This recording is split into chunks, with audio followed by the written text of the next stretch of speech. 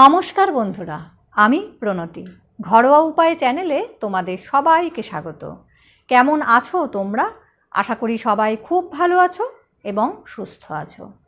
ঘরোয়া উপায় চ্যানেলে আমি ঘরোয়া উপায়ে বিভিন্ন সমস্যার সমাধান কিভাবে করি সেই বিষয়গুলোই তোমাদের সঙ্গে শেয়ার করি। আশা করি তোমাদের উপকারে লাগবে। এই ভিডিওটি দেখে যদি তোমাদের উপকার হয় এবং ভালো লাগে তাহলে লাইক, শেয়ার এবং সাবস্ক্রাইব করতে ভুলো না। পাশে থাকা বেল আইকনটি প্রেস করে দিও নোটিফিকেশন পাওয়ার জন্য। পাইলস বা অর্শ হলো এমন একটি রোগ যা অনেকেই প্রকাশ করতে লজ্জাবোধ করেন বা ডাক্তারের কাছে যেতে দ্বিধাবোধ করেন। পাইলস কেন হয়?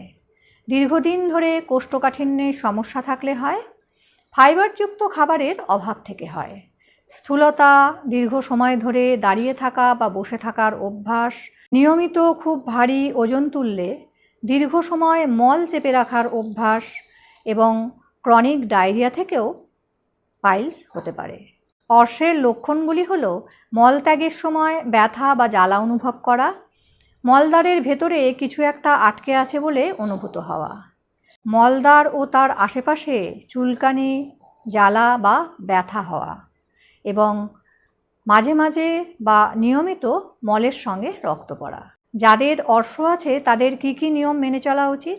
দীর্ঘ সময় ধরে মল চেপে রাখা যাবে না। মলত্যাগের বেগ আসলে তা সঙ্গে সঙ্গে ত্যাগ করতে হবে। ওজন নিয়ন্ত্রণে রাখতে হবে। বেশি তেল ঝাল খাওয়া যাবে না। গ্যাস অম্বল হয় এমন খাবার বর্জন করতে হবে। খাদ্য তালিকায় নিয়মিত ফাইবার জাতীয় খাবার যুক্ত করতে হবে।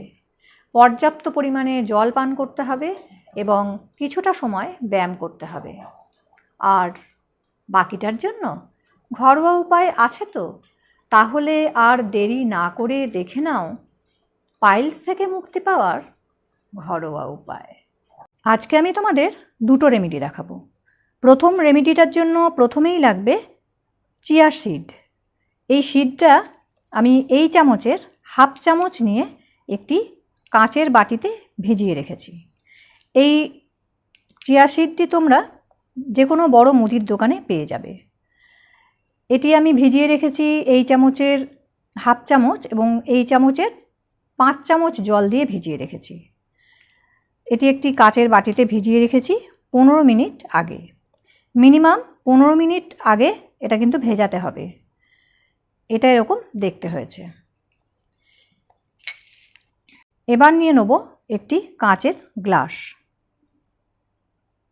এই কাঁচের গ্লাসের মধ্যে এই রকম বড় চামচের 4 চামচ নিয়ে নেব ওটস।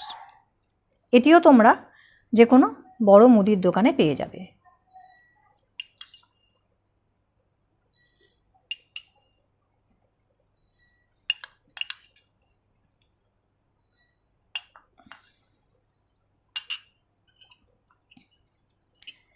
এবার নিয়ে নেব জল। হাফ গ্লাস মতো জলের মধ্যে দিয়ে দেবো ওটসটা।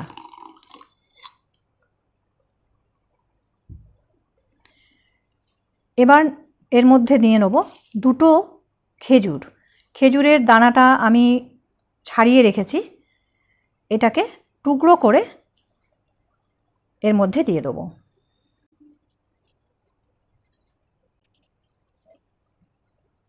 এবার এর মধ্যে নিয়ে নেব কলা, পাকা কলা। কাঁঠালি কলা হলে ভালো হয়, যদি না পাও তাহলে অন্য কলাও ব্যবহার করতে পারো। এটাকে ছোট ছোট টুকরো করে এর মধ্যে দিয়ে দেবো।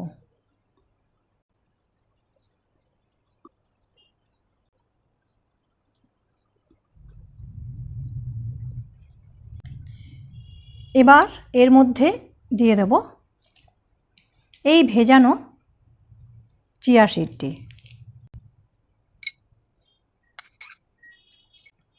এবার এই পুরো গ্লাসটা একটা ব্লেন্ডারে দিয়ে এটিকে খুব ভালো করে ব্লেন্ড করে একটি স্মুথি বানিয়ে নেব।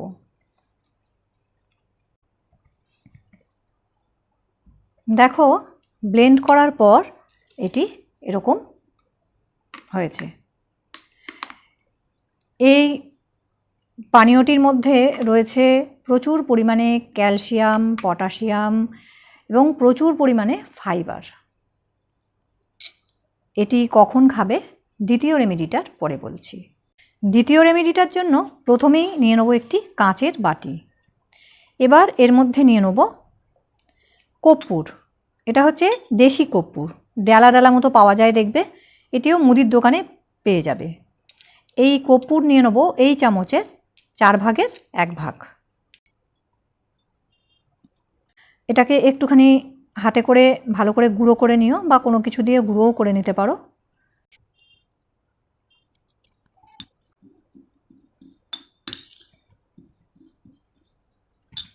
এবার এর মধ্যে নিয়ে নেব কোকোনাট অয়েল। এটি হচ্ছে ভার্জিন কোকোনাট অয়েল। যদি এই রকম কোকোনাট অয়েল না থাকে তাহলে নর্মাল যে নারকেল তেলগুলো হয় সেইগুলো নিতে পারো। এটা নিয়ে নেব 1 চামচ। 1 চামচ নারকেল তেল নিয়ে নিলাম। এবার এই নারকেল তেল আর কর্পূরটাকে আগে খুব ভালো করে মিশিয়ে নিতে হবে। এটি তোমরা হালকা গরম করেও মিশিয়ে নিতে পারো, তবে কখনোই ডাইরেক্ট আঁচে কিন্তু বসাবে না, তাহলে কিন্তু আগুন ধরে যেতে পারে। গরম জলের ওপর বসিয়ে এটিকে গরম করতে পারো, আর না হলে নাও করতে পারো। গরম জলের মধ্যে বসিয়ে যদি করো তাহলে একদম সুন্দর করে মিশে যাবে। এটা মিশে গেছে। এবার আমরা এর মধ্যে নিয়ে নেব অ্যালোভেরা জেল,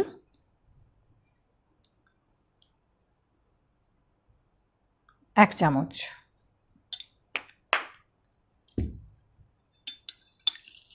এবং খুব সুন্দর করে এটাকে একটা ক্রিম তৈরি করে নিতে হবে।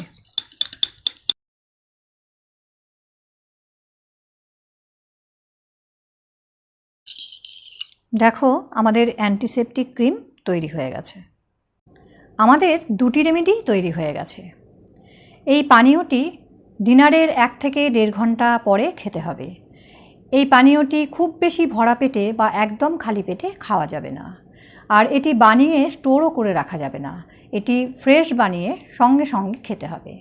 আর এই ক্রিমটি দিনে 3 বার করে পাইলসের জায়গায় লাগাতে হবে যদি জ্বালা, ব্যথা বা চুলকানি থাকে।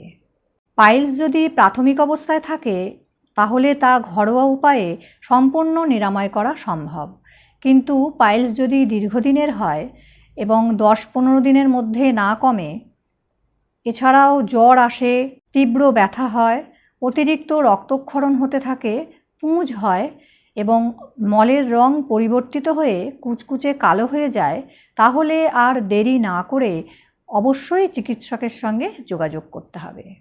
ভিডিওটি ভালো লাগলে এবং উপকার পেলে কমেন্টে জানিও। কোনো প্রশ্ন বা পরামর্শ থাকলেও করতে পারো। আজ এই পর্যন্ত। দেখা হবে অন্য কোনো ভিডিওয় অন্য কোনো সমস্যার সমাধান নিয়ে। সবাই খুব ভালো থেকো, সুস্থ থেকো, নিজেদের যত্ন করো, আর পাইলসকে প্রাথমিক অবস্থাতেই নির্মূল করে দাও। টাটা।